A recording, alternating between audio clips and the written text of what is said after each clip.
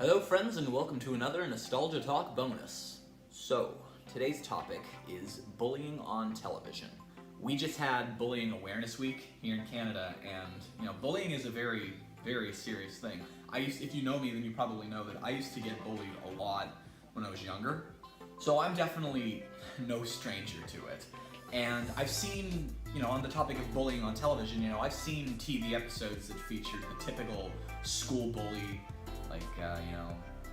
goes around making threats at students and something like that. Sometimes it goes good, sometimes it doesn't, depending on who's in whose corner. But believe it or not, Sesame Street has had a couple of episodes that have handled bullying. Sesame Street is a show that's been around for 50 plus years, and in that time, not only have they successfully, for an educational show, they've successfully managed to teach kids the basic life skills besides alphabet and numbers, but also difficult topics such as death and adoption. And Sesame Street has also done a couple of episodes that have handled bullying.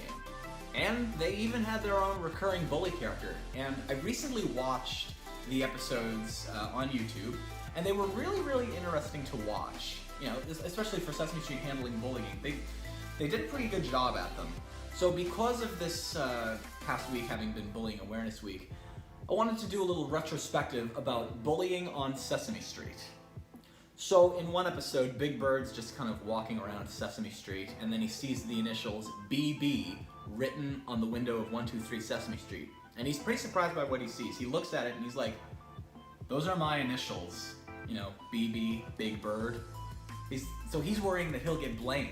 He's like, they're gonna think I did that. I wouldn't do that, that's graffiti or something. He's trying to say graffiti, but I knew what he meant. As he keeps walking around, he sees the initials again on the window of Hooper's store, and he's like, who would do that? And eventually he sees the initials being painted on the Fix-It Shop window and finds the culprit, whose initials also happen to be BB, Bad Barney. So Big Bird says to Bad Barney, what are you doing? He doesn't know Bad Barney. He says, what are you doing painting my initials all over Sesame Street? And Bad Barney was a Richard Hunt character, and he's kind of sounded a little bit like Scooter from the Muppet Show, because Richard also played Scooter. He was like Scooter with a bit of a tough guy voice. He was like, I'm gonna try to do my best Bad Barney. They're not your initials, they're my initials. BB, Bad Barney. And Big Bird says, well, I don't think it's right for you to go around marking your initials on Sesame Street. And Bad Barney replies with, yeah, well, listen here. he grabs his beak. That's, not gonna lie, that's a little bit edgy for Sesame Street. Him just grabbing his beak. He's like, I don't care what you think. and Big Bird says, yeah, well, everyone else is gonna care what you think. And then Bad Barney says, yeah, well, no one's gonna know about it, because I'm not gonna tell them, and neither are you. Unless you want to get into some trouble. I mean, they don't call me Bad Barney for nothing. So he leaves and says to Big Bird, when I come back, they better still be there. So Bad Barney goes off, and Big Bird says, what am I gonna do? Because Bad Barney's tough and I'm afraid of him. Okay, first of all, Big Bird, you don't know Bad Barney. So there's really no reason for you to be afraid of him just because a total stranger made a threat. Second, don't be nervous just because he's saying words to you. That's what threats like that are. They're just words. Don't be afraid of a kid who just does things just because he can. Where were Bad Barney's parents when he was doing this? Were they aware that he was vandalizing Sesame Street? Anyway, so eventually, in comes Luis, David, Susan, and Gordon, and Big Bird's trying to hide the markings on the windows. He's trying to make sure that they don't get noticed because A, he thinks he'll get blamed, B, he was told not to erase them.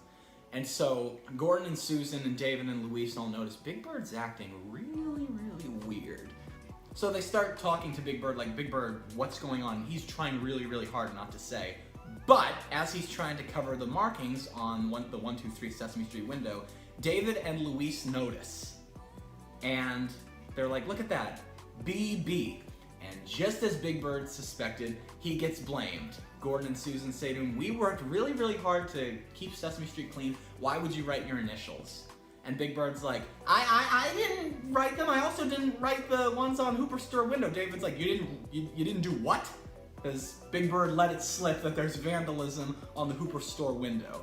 So Luis starts laughing like he and David did when they saw the vandalism on 123 Sesame Street. And David's like, that's not funny. Well, it was apparently so funny when you saw it on the apartment window. And Big Bird's trying really, really hard to convince him it wasn't me. And then finally Luis notices on the Fix-It Shop window, it's like, hey, look at that. There it is right there. And they keep blaming Big Bird. Big Bird is trying so hard to convince them that he didn't do it, but also trying hard to keep his mouth shut about Bad Barney because he's nervous about what's gonna happen. And finally, he accidentally lets it slip. I wasn't supposed to tell you. I'm not very good at Big Bird. I wasn't supposed to tell you that it was Bad Barney. Oh, he told me not to tell you! And so David's like, hold on. You didn't do it, but somebody named Bad Barney did? And I remember Gordon saying, Big Bird, if you did it, just admit it. We might forgive you. Big Bird's like, it wasn't me. It was Bad Barney, and he told me not to tell you. And they finally start to believe Big Bird. I remember the line from Gordon, Big Bird, if there's such a person as Bad Barney, we'll handle it. Susan's like, don't worry about Bad Barney. He's just a bully, and you have to learn how to stand up to him. So finally they're about ready to start cleaning off the windows, and Big Bird's like, no, don't do it. He said that they better be here when he gets back. And Susan's like, yeah, well, Bad Barney can't tell me not to clean my windows. Good point, Susan. Yeah, Bad Barney doesn't live there. It's not his house. He doesn't have the right to vandalize it. Good for you! Way to go! So the next scene is all of the adults are cleaning off the vandalism, and Big Bird says to them, I really wish you didn't do that. David's like, look, I had to clean the windows because if I didn't, Mr. Hooper would kill me. Luis actually, I'm not very good at speaking Spanish, but he says something about he makes this little like rant in Spanish, like Bad Barney can't tell me not to clean my window. And so then Big Bird notices, look, there's Bad Barney. And David's like, Big Bird, don't let him push you around. You gotta stand your ground and stand up to him. And so Bad Barney notices that the windows are clean, and it's like, hey, where are my initials? Did you wash them off? And Big Bird's like, no, Luis did. And you better change your initials from BB for Bad Barney to GB for Good Barney. And at that point, Bad Barney's like, yeah, well, I better change them to GB for Goodbye, and then turns chicken and darts off. So all of the adults commend Big Bird for his bravery. Good for you, Big Bird. Yeah, don't let him push you around. Good job. A good friend of this podcast, actually, Joe Matthew, told me that he was on the set of one of the Bad Barney episodes, and this one in particular, this was Bad Barney's next appearance. Big Bird sees Bad Barney pushing a trash can, and he says, Bad Barney, why'd you do that? And he says, because I wanted to. I like to do bad things. That's why they call me Bad Barney. And he says to Big Bird, I bet you never done nothing bad in your whole life, or are you Mr. Good Bird all the time? And Big Bird says, oh, I've done lots of bad stuff before. And Bad Barney's like, yeah? Well, I bet you want to do something bad right now. He says that if he doesn't do anything bad, then he's big chicken. And so Big Bird's like, yeah, well, let's look for some trouble right now. This is a really good example of peer pressure. You know, trying to make yourself seem cool in front of somebody that you're nervous around just so that they'll think you're cool. At least that's what it was to me. You know, like I went to high school and like I never fell for any teen peer pressure. I never went to parties. I was not a typical high school kid. I just was myself. Like I never did anything just because anybody else did. And in this episode with Bad Barney, you know, we're gonna hear a little bit of that. So Big Bird and Bad Barney find themselves at Mr. McIntosh's fruit and vegetable cart, and Bad Barney's like, yeah, there's no one around, take something. So Big Bird takes a zucchini and runs in guilt. Honestly, like, he knew he was doing wrong. He could have easily just picked up the zucchini and be like, hey, I stole the zucchini, and just put it down. So Bad Barney's really impressed by the fact that Big Bird did this, and Big Bird's like, okay, I feel he's really feeling kind of guilty about it, and Bad Barney's like, yeah, well, if you don't do my chores, then I'm going to rat you out. I'm going to tell Mr. McIntosh what you did. And so Bad Barney says, you know, cook the zucchini for me. That'll be my dinner. Do my homework, go to the library, go to the store. And so in the next scene, you know, there's a segment break, and then in the next scene, Bad Barney's like, yeah, What a delicious dinner. and so Big Bird's about to do some of Bad Barney's chores, and then Gordon comes by, noticing that Big Bird's kind of down, and Big Bird doesn't really want to talk about it. So Big Bird kind of thinks about what he's done, and he decides to fess up to Mr. McIntosh that he stole the zucchini. So he goes over to Mr. McIntosh, and there's Gordon, and Big Bird says, Mr. McIntosh, when you weren't looking, I stole a zucchini. And they're like, Big Bird, why would you do something like that? And Big Bird explained, Bad Barney said I'd be a chicken if I didn't steal anything. And I'm really sorry, I won't do anything like this again. I'd like to make it up to you. He offers to work for Mr. McIntosh, and Mr. McIntosh says, yeah, you mean kind of work off for taking the zucchini? Okay, that's a good idea. And so, yeah, Big Bird feels better about that, and then in comes Bad Barney for more favors. He's like, hey, boy, you got a lot of stuff to do. And Big Bird's like, no, not for you, Bad Barney. And Bad Barney's like, oh yeah? I want you. Looks at Gordon and Mr. McIntosh, and he's like, you know what this here, Bird did? And Gordon's like, yes, we do. And we know what you did, too. And Bad Barney realizes that he's screwed and runs off. Man, talk about a big chicken, am I right?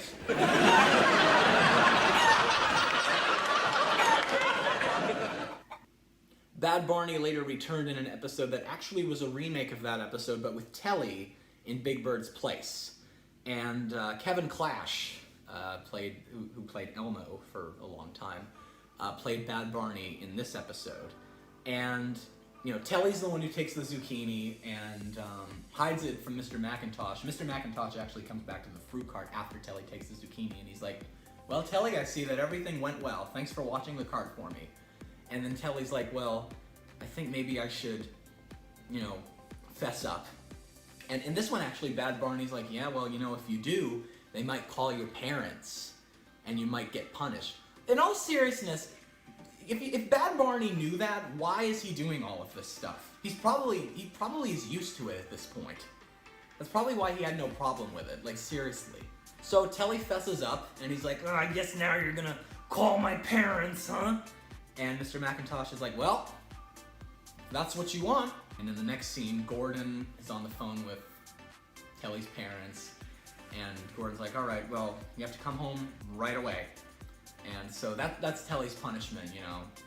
And Gordon's like, hold on, your mom does want you to bring home dinner, a zucchini.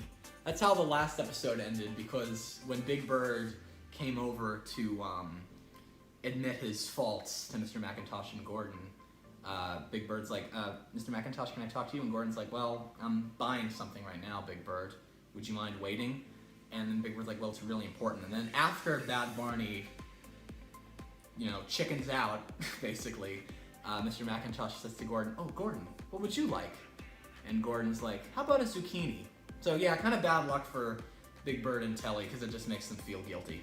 Even after these episodes, these episodes were a little bit before my time, but there was actually an episode from a few years back that dealt with bullying. I actually do remember this one.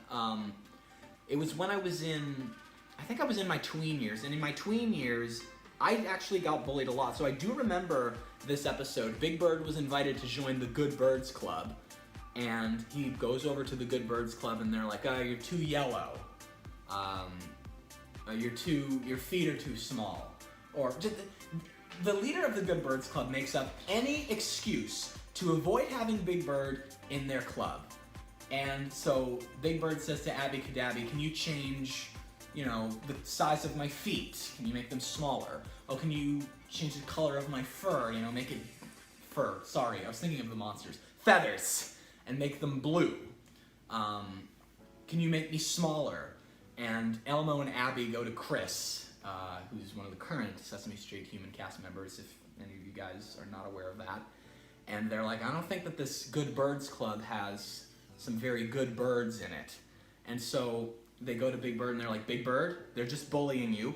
Don't change your appearance just so you can be in this club. We'll start our own club. And the other two members of the Good Birds Club actually asked Chris and Elmo and Abby and Big Bird, can we join your club too? As in, they're kind of tired of the other guy's crap. So, yeah, good way to handle bullying for Sesame Street. You know, on the topic of Bad Barney, there actually was a character years ago named Bad Bart, who was actually a cowboy. And, yeah, similar name there, Bad Bart, Bad Barney. A typical skit with Bad Bart, you know, unlike Bad Barney, Bad Bart would seem kind of mean. There was also a character named Sinister Sam, who was kind of the same. But Bad Bart would seem kind of, you know, mean and tough, but actually turned out to be harmless. It's also a really good lesson in don't judge a book by its cover. You know, Bad Bart or Sinister Sam, but Bad Barney, that's bad news for you right there. You know, that seems like the and I've seen this before. There are a lot of people out there who are like, oh, you may want me to stop doing what I'm doing, but really you're just saying words. That's not going to get me to stop. That's really unfortunate. But yeah, there it is, bullying on Sesame Street. You can watch these episodes. I'll put a link right in the corner of the video if you want to watch them. What do you think of them? How do you think Sesame Street handled bullying? So yeah, that's all I've got to say on the topic. I hope you enjoyed, and I will see you soon. Peace!